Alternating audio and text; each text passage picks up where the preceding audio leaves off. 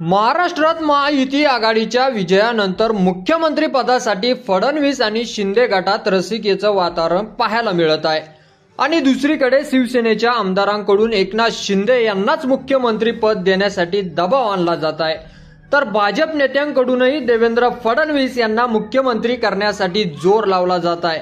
विशेष म्हणजे अजित पवार यांच्या राष्ट्रवादीनेही देवेंद्र फडणवीस यांना मुख्यमंत्री पदासाठी पाठिंबा दिला।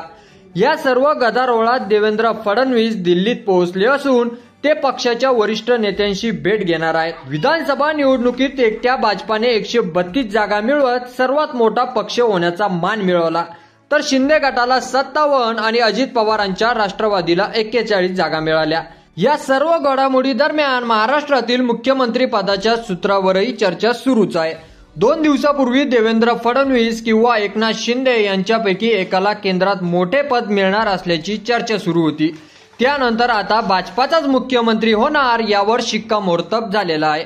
अशातच एक महत्त्वाची अपडेट समोर आलेली आहे। एकनाथ शिंदे यांना केंद्रीय मंत्रीपद तर त्यांचे पुत्र श्रीकांत शिंदे यांना महाराष्ट्राचे उपमुख्यमंत्री पद देण्यात असल्याचा प्रस्ताव देण्यात आल्याची माहिती आहे। देवेंद्र फडणवीस हे राज्याचे मुख्यमंत्री, अजित पवार आणि श्रीकांत शिंदे हे उपमुख्यमंत्री होणार असल्याची माहिती आहे।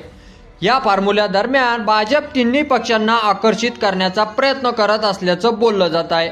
यामुळे शिंदे यांच्या सन्मानाला धक्का लागणार नाही आणि प्रकरणही सहज सुटेल असे भाजपाला वाटत आहे।